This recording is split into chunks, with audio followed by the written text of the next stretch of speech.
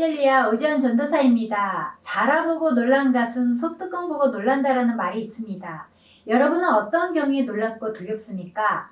전쟁, 교통사고, 전염병, 자연재해, 사람, 밤에 혼자일 때, 집에 식량이 떨어졌을 때, 바퀴벌레가 나타났을 때, 저처럼 카메라 앞에 있을 때, 귀신을 만났을 때, 사람들에게는 이상한 심리가 있습니다.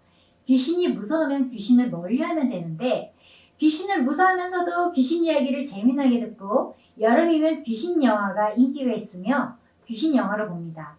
그렇게 귀신 영화를 보고 나서는 그날 밤부터 꿈을 꾸거나 화장실에 제대로 가지 못합니다. 귀신과 두려움은 아예 처음부터 불러들이지 말아야 합니다. 이 세상에 과연 두려움이 없는 사람이 있을까요? 사람은 죄를 지으면 두려울 수밖에 없습니다. 아담과 하와도 원죄를 짓고 나서 후부터 두려움에 숨어 있었습니다. 두려움의 기원은 원죄 후에 사람이면 누구나 두려움을 가지게 돼 있는 것이 당연하다는 결론을 내릴 수 있습니다. 오늘 본문에는 야곱이 20년 전 자신의 잘못으로 헤어진 쌍둥이 형을 만나야 할 시간이 다가왔습니다. 에서를 만나기에 야곱은 자기 고향으로 돌아가야 하는데 심히 두려울 수밖에 없습니다. 두려움을 어떻게 극복할 수 있을까요? 오늘은 두려움의 기원으로 성경을 배워요. 오 전도사와 함께 하시겠습니다. 야곱이 길을 가는데 하나님의 사자들이 그를 만난지라. 야곱이 그들을 볼 때에 이르기를 이는 하나님의 군대라 하고 그 땅 이름을 마하나임이라 하였더라. 야곱이 고향을 떠나올 때는 자신 혼자 나왔지만 지금은 두 아내와 자녀들과 함께 고향으로 향하고 있습니다. 20년 동안 고향 땅에 가고 싶었지만 갈 수 없는 상황에서 이 모든 것이 좋지만은 않습니다. 형 에서를 만나러 가는 야곱의 심정은 두려움 그 자체였습니다. 자신의 형 에서가 20년 전에 자신을 죽이려고 했기 때문에 고향을 떠날 수밖에 없는 상황이 만들어졌는데 이제는 고향으로 돌아가려고 하니 문제입니다. 이런 상황에서 야곱이 외삼촌 라반의 집을 떠나 약속의 땅 가나안으로 돌아오는 여정 중에 여호와의 군대를 만났습니다. 그래서 그곳 땅의 이름을 마하나임이라고 붙였습니다. 고향을 떠날 때 하나님의 사자들과 만난 장소를 베델이라고 불렀듯이 이번엔 마하나임이라는 이름을 붙입니다. 히브리어 마하나임의 뜻은 두 군대들로 하나님의 천사들을 보고 이는 하나님의 군대라고 그곳 이름을 마하나임이라고 했습니다. 야곱은 단순히 여호와의 군대를 환상 중에 보았다는 것이 아니라 실제로 두 군대가 함께 행군했다는 것입니다. 이 신비한 사건은 하나님께서 야곱의 일행과 함께 하시고 그들을 지켜주실 것을 암시하는 긍정적인 조짐입니다. 야곱이 걱정하고 두려워하고 있는 에서와의 만남도 하나님께서 책임져 주실 것을 보여주고 있습니다. 에서가 언제 나타날지 모를 귀한 길에서 하나님의 군대가 동행해 준다는 사실은 야곱에게 큰 위로와 소망이 되었습니다. 우리는 이것을 보면서 영적으로 깨달을 수 있는 것이 야곱은 영적인 사람이었다는 것을 알 수 있습니다. 하나님의 사자를 아무나 볼 수가 없기 때문입니다. 영적인 눈이 열리지 않으면 절대 하나님의 사자를 볼 수가 없습니다. 그런데 야곱은 하나님의 사자를 보고 있는 것입니다. 예수님이 이 땅에 인간의 모습으로 오셔서 죽으셨던 뜻도 바로 이 문제와 연관이 있습니다. 예수를 믿어 그분을 자신의 구세주로 영접하는 자는 이 땅에서부터 영혼과 연결되어 예수 그리스도의 이름으로 하나님에게 무엇이나 언제든 기도할 수 있는 자가 되었습니다. 야곱이 세일 땅 에돔들에 있는 형 에서에게로 자기보다 앞서 사자들을 보내며 그들에게 명령하여 이르되 너희는 내 주 에서에게 이같이 말하랴. 주의 종 야곱이 이같이 말하기를 내가 라반과 함께 거류하며 지금까지 머물러 있었사오며 내게 소와 나귀와 양떼와 노비가 있으므로 사람을 보내어 내 주께 알리고 내 주께 은혜 받기를 원하나이다 하라 하였더니 그 여호와의 군대는 곧 사라졌습니다. 야곱은 자신들의 사자를 앞서 보내며 그들에게 명령하기를 자신의 삶을 거류민의 삶이라고 에서를 만나며 말하라고 합니다. 거류민이란 타민족의 땅에서 아무런 권한도 권리도 없는 또 돌아다니며 서러움을 당하는 나그네를 의미하는 것입니다. 야곱이 에서에게 스스로 거류민이라고 소개한 것은 형의 동정심을 유발하기 위한 의도가 담겨 있었습니다. 그래서 형 에서에겐 주라는 존칭을 사용하고 자신을 향하여서는 종이라는 단어를 사용하도록 지시했습니다. 동시에 야곱은 자신이 많은 소와 나귀와 양떼를 끌고 돌아오고 있음도 알립니다. 이 말을 한 것은 형에게 바칠 재물을 많이 가지고 왔다는 것을 알리는 것입니다. 지난날의 허물을 용서받기 위한 선물도 있지 않았다는 뜻입니다. 선물 받기를 싫어하는 사람은 없으므로 사람의 환심을 사는 데는 선물보다 좋은 것이 없습니다. 그럴 뿐만 아니라 선물은 분노를 누그러지게 하는 효과도 있는데 이에 대해 잠언 기자는 21장 14절에 은밀한 선물은 노를 쉬게 하고 품의 뇌물은 맹렬한 분을 그치게 하느니라 기록하고 있습니다. 그런데 6절에 야곱이 하인들을 통해서 들은 소식은 형 에서가 400인을 거느리고 야곱에게 오고 있다는 것입니다. 칼을 믿고 살아왔던 자답게 강력한 전투력을 갖춘 부적의 족장으로 성장한 에서의 이 행동은 분명 화해보다는 적대감을 뜻하는 의미라 할 수 있습니다. 400이라는 숫자는 지난날 그들의 조부 아브라함이 롯을 구출하기 위해서 동원했던 그 병력 318명을 훨씬 상회하는 고대 사회에서는 대병력이었습니다.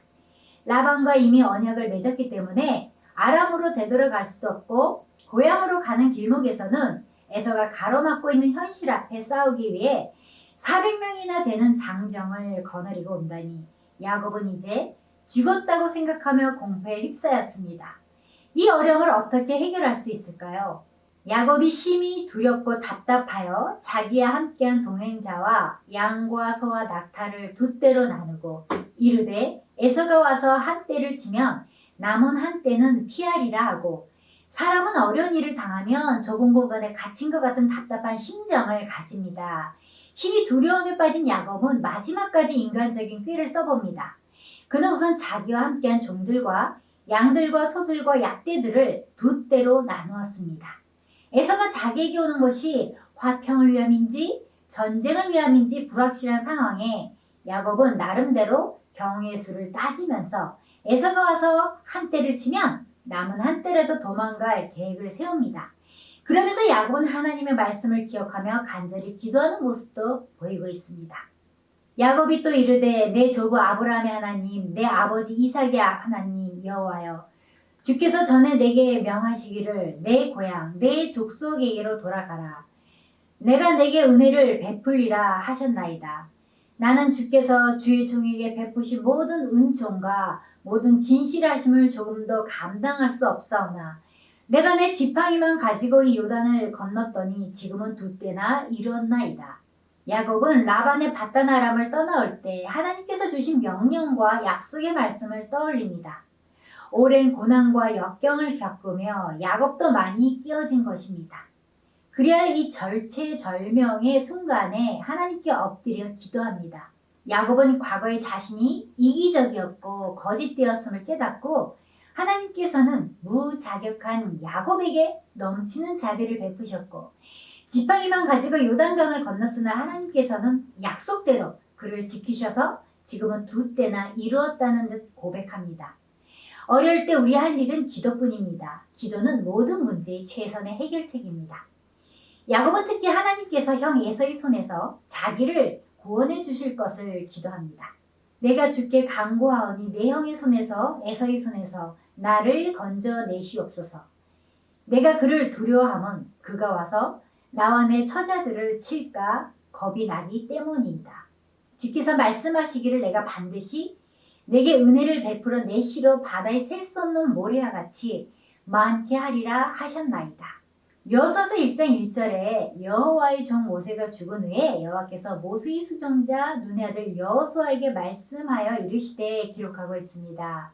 여호수아서는 모세의 죽음으로 시작됩니다. 우리는 이 구절을 그냥 아무렇지 않게 읽어 내려갈 수 있지만 이스라엘 백성에게 이것은 충격적 사건이고 절망적인 사건이었을 것입니다. 가나안 땅을 바라보며 출애굽하고 광야 40년 동안 모세의 인도를 따라왔던 이스라엘 백성에게 모세의 죽음은 가장 큰 시련과 두려움입니다. 모세는 정말 그들에게 있어서 하나님의 대리인과 같은 절대적 존재였습니다. 그런 그가 약속의 가나안 땅을 눈앞에 두고 죽어버렸으니 이제 두려움이 임했습니다.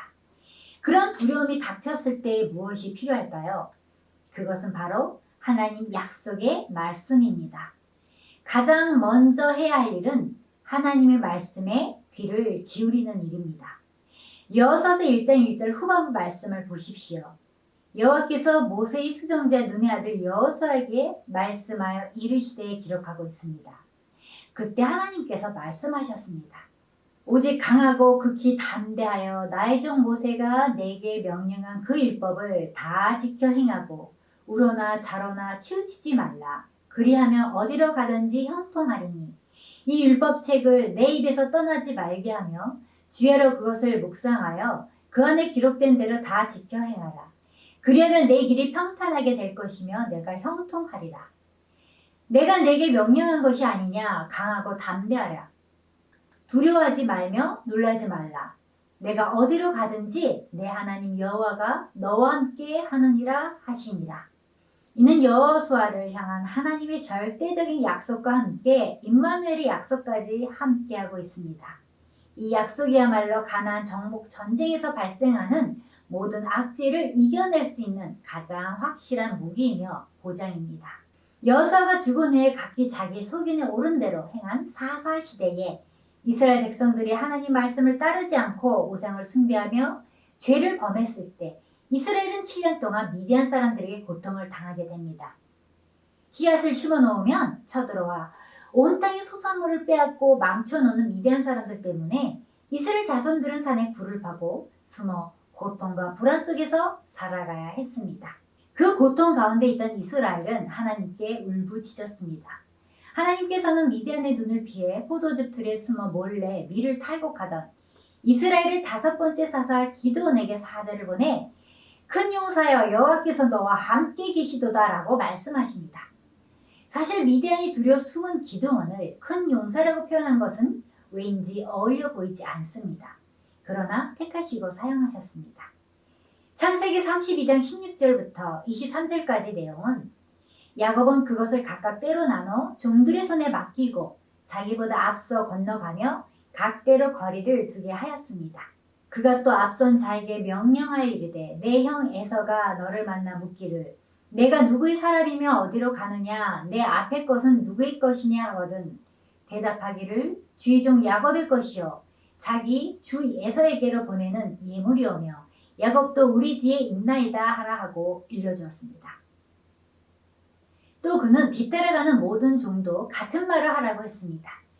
이것은 앞의 때들에 대해서 에서가 공격적인 반응을 보인다면 자신이 지체하지 않고 도망갈 수 있는 시간을 벌 방어선의 의미입니다. 또한 20절에 이는 야곱이 말하기를 내가 내 앞에 보내는 예물로 형의 감정을 폰에 대면하면 형이 혹시 나를 받아주리라 함이었더라 기록하고 있습니다. 에서의 감정을 풀기 위한 예물은 사실상 뇌물에 가까운 것입니다. 야곱은 세상의 방법으로 형을 상대로 협상을 시도합니다. 형에게 아내와 여종을 보내는 미인계, 조카들을 보내는 동정심 유발, 예물을 보내는 방법 등 모든 방법을 다 동원한 것은 형 에서에 대한 두려움 때문입니다. 미국 LA 한인 사회에서 떠도는 말입니다. 그곳 한인이 가장 두려워하는 사람은 흑인입니다. 그렇게 두려워하니까 흑인들이 폭동을 일으켰을 때 한인들을 공격했습니다. 두려워하면 그 두려워하는 대상이 임합니다. 그처럼 한인은 흑인을 두려워하는데 흑인은 멕시코인을 두려워합니다. 그것은 멕시코 국경과 가까워 흑인도 멕시코인을 조심합니다. 반면에 멕시코인은 월남 사람들을 두려워합니다. 월남 사람들은 나라 패망 후 목숨 걸고 보트를 타고 미국에 건넌 한많은 사람이기에 잘못 건드리면 폭발합니다. 실제로 LA 월남 갱들은 가장 잔인하기로 소문났습니다. 그들은 숫자가 적지만 한 번 당하면 잔인하게 보복해서 멕시코인들도 그들을 두려워합니다. 반면에 월남인들은 한국인을 제일 두려워합니다. 그들은 월남전에서 한국인들이 극한 상황에서 얼마나 무섭게 되었는지를 체험했기에 한국인을 건드리면 초상나는 줄 알고 잘 건드리질 않습니다. 결국 두려움은 사실보다는 마음에 근거한 것입니다. 마무리합니다. 야곱은 형에서의 400명의 군대가 온다는 소식을 전해 듣고 두려움에 처음 동정심을 유발하게 한 전략과 둘째 선물과 마지막에는 인간적인 꾀로 작전을 짰습니다. 살다 보면 가끔 어떤 일이 두렵게 느껴지고 때로는 삶 자체가 두렵게 느껴질 때가 있습니다. 그때 어떻게 그 두려움을 이겨낼 수 있을까요? 첫째, 하나님께 모든 삶을 맡기십시오. 내가 두려워하는 날에는 주를 의지하리이다 말씀처럼 이 세상에서 가장 용기 있는 사람은 하나님께 자신의 모든 염려와 두려움을 맡겨버리는 사람입니다. 아무리 약한 자도 하나님을 붙들면 누구보다 강한 자가 됩니다. 문제는 우리가 정말 하나님을 진심으로 붙들고 있느냐 하는 것입니다. 내가 약한 것이 문제가 아니라 내가 하나님을 꼭 붙잡지 않는 것이 문제입니다. 자신이 강하다고 생각하는 사람은 약해져야 합니다. 하나님만을 간절히 붙들 만큼 약해져야 합니다. 지금 많은 신앙인이 하나님을 의지한다고 하면서 자기를 의지하고 있고 능력이 없다고 하면서 자기 능력으로만 살고 있습니다. 성령님께 나를 드리며 주님의 뜻에 나를 전적으로 내맡기는 것이 진짜 능력입니다. 이사야 41장 10절에 두려워하지 말라 내가 너와 함께함이라 놀라지 말라 나는 내 하나님이 됨이라 내가 너를 굳세게 하리라 참으로 너를 도와주리라 참으로 나의 의로운 오른손으로 너를 붙들리라. 둘째, 말씀과 가까이 하십시오. 히브리서 4장 12절입니다. 하나님의 말씀은 살아있고 활력이 있어 좌의 날선 어떤 검보다도 예리하여 혼과 영과 및 관절과 골수를 찔러 쪼개기까지 하며 또 마음의 생각과 뜻을 판단하나니 12절 하반부 말씀을 보십시오.